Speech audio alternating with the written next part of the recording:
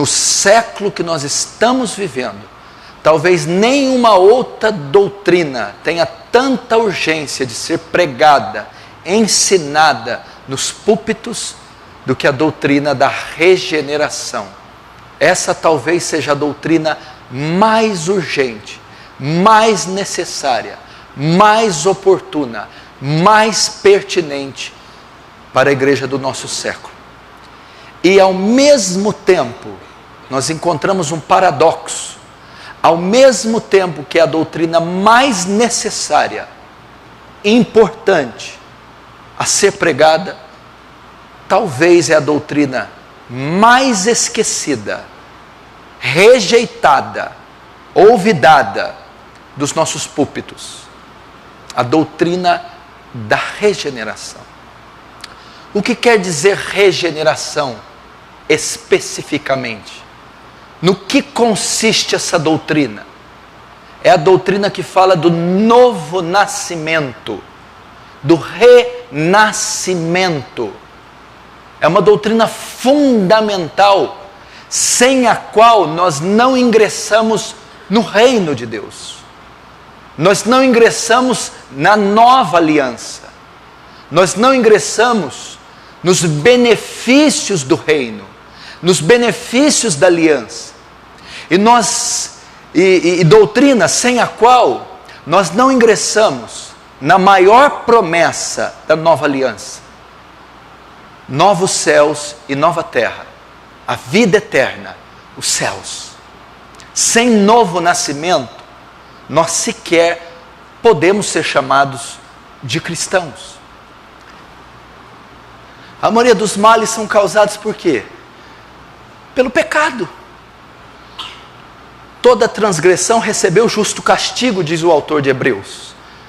É o pecado. O salário do pecado é a morte. Não é isso?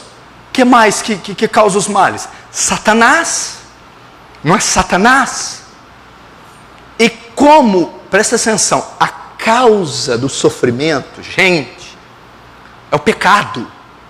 É o pecado que traz todas as moléstias que você conhece. É o pecado, é o pecado. A ira vem do pecado, a soberba, do pecado, a lascívia, prostituição, adultério, fornicação, homossexualismo, procede do pecado. A vaidade, a arrogância, do pecado, o desequilíbrio emocional, o desejo de suicídio, o assassinato, o ódio, a inveja, do pecado. Associa-se ao pecado. Qual é a outra fonte de mal? O nosso vil tentador, Satanás, que mata, rouba, destrói, seduz, tenta, influencia. Venha comigo, aprofunde-se, saia do subcutâneo, vá até o íntimo, vá até o âmago, vá até a medula do problema. Agora, como eu me livro tanto do pecado quanto de Satanás? Como eu combato essas forças invisíveis e destruidoras? Como eu as restringo, as refreio? Como? Usando a rosa ungida, o vale do sal, ungindo algum utensílio, fazendo alguma campanha neopentecostal? Em hipótese alguma. Como? Romanos capítulo 6 e capítulo 8. E o pecado não terá mais domínio sobre vós. Contra quem o pecado não tem mais domínio? Com aqueles que estão debaixo da graça e não da lei. É a conversão que elimina os efeitos do pecado. É a conversão que restringe, paralisa, estanca a força devastadora do pecado. É a causa. Agora, nenhuma condenação há mais para os que estão em Cristo Jesus, porque a lei do Espírito da vida me libertou da lei do pecado e da morte. O pecado não terá mais domínio sobre vós. Quando que o pecado deixa de ter domínio? Quando que que você fica morto para o pecado? No ato da conversão. na regeneração, no novo nascimento. Agora, como se vence Satanás? A Bíblia diz que ele nos libertou do império das trevas para o império da luz, do reino das trevas para o reino do Filho do seu amor. Houve um transporte, fomos comprados e resgatados. Portanto, tomai toda a armadura de Deus. Para que eu tomo a armadura de Deus? Para resistir às ciladas, porque não temos que lutar contra carne ou sangue, mas contra uma hierarquia organizada, inteligente, poderosa, principados, potestades, dominadores, forças espirituais da maldade, nas regiões celestiais. Como eu as venço? Tomai toda a armadura de Deus, capacete da salvação, couraça da justiça, cinturão da verdade, calça os pés do evangelho da paz, embraça o escudo da fé, toma a espada do Espírito. O que é isso? Conversão, vestir-se da natureza de Cristo, a salvação de Cristo, a justiça de Cristo, a verdade de Cristo, o evangelho de Cristo, o autor e consumador da fé, e a espada, que é o próprio Cristo. É nos revestirmos de uma nova natureza. Só o salvo pode resistir ao diabo, só o salvo pode combater o diabo, só o regenerado. Quando o evangelho da glória e da graça de Deus, como uma jamanta, como um míssil com ogiva nuclear, perpassou, penetrou os corações deles e fizeram dele novas criaturas, novos seres, novas naturezas, novas visões, novo pensamento, nova perspectiva. Então todo o pacote veio junto. É que nós, para ingressarmos no reino, passamos por uma metanoia, uma transformação. As naturezas são mudadas. Essa é a nossa maior e mais drástica diferença de qualquer outra religião. Eu caí no dia que Adão caiu. Eu recebi o mesmo castigo que Adão recebeu. Eu sofri todas as sequelas que Adão sofreu. Meu problema reside no fato de não ter ocorrido regeneração comigo. A minha natureza não foi transformada. Sabe como você vai aniquilar os sintomas? Sabe como você vai reduzir os sintomas a nada? Combatendo a causa. Causa. E aonde é a causa? O nosso coração. E como então eu combato a causa? Arrependimento e fé. Eu olhar para o espelho da palavra e dizer: Senhor, tem compaixão de mim, eu estou definhando.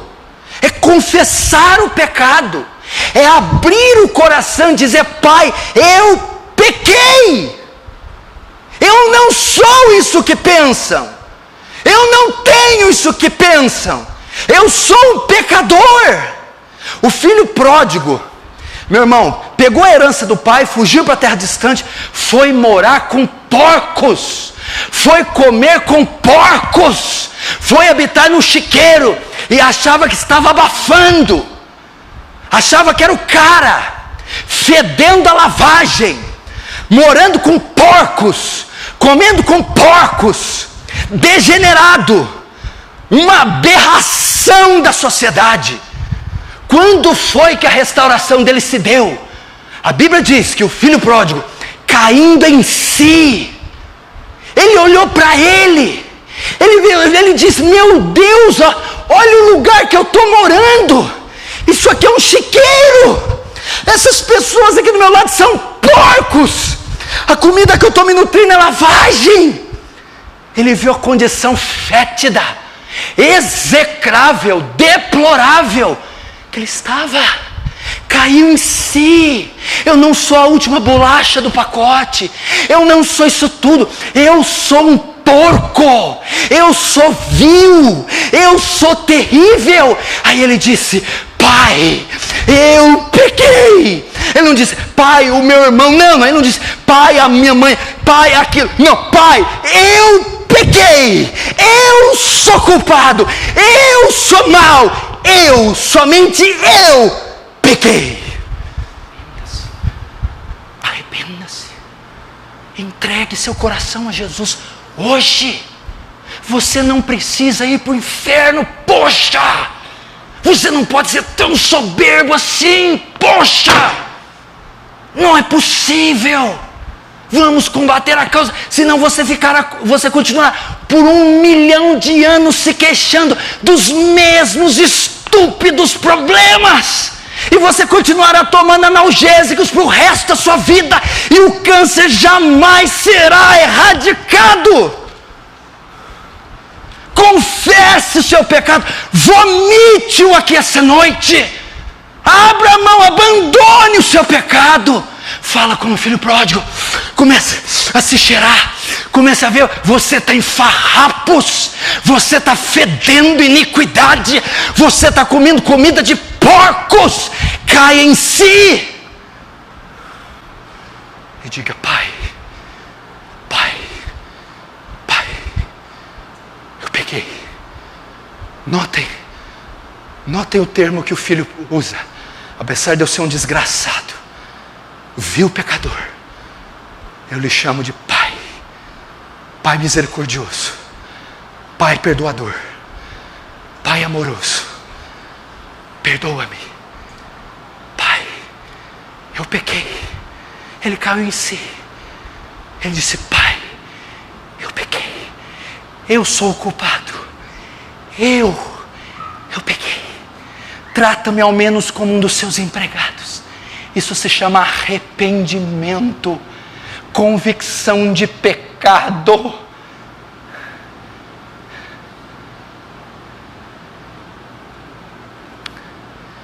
O que vai acontecer se eu fizer isso, pastor?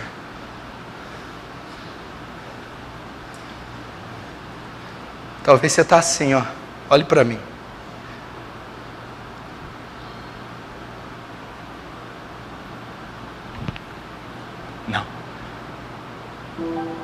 Não, eu não posso. Não, eu não posso. Por quê? Pastor, o senhor não sabe aonde essas mãos já tocaram, onde esses olhos já foram. O senhor não sabe o que já passou por essa mente. Eu não posso. Não. O senhor não sabe o que essa boca já falou. Ah, o coração. O senhor não tem ideia. Ah, se o senhor conhecesse o meu coração. Não. Deus não pode aceitar um ser como eu. Não. Alguns creem que já nascem para o inferno. Eu devo ser essa pessoa. Ele não pode aceitar. Veja a lama que é em mim. Veja o fedor. Veja o monstro. Veja meus tentáculos se arrastando. Olhe para mim. Não, eu não posso ir. Ele não vai me aceitar. Eu fiz mal demais. Meu querido, a Bíblia diz que o filho pródigo veio.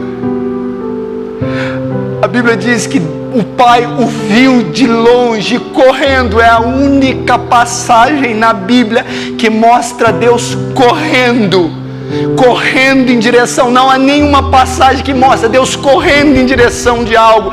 Deus foi correndo. A Bíblia diz que o pai correu, o abraçou e o beijou. Mas o que tem isso comigo? O filho pródigo não teve tempo de tomar banho. Ele estava fedendo fezes de porcos. Ele estava cheio de farrapos. Ele estava cheio de sujeira.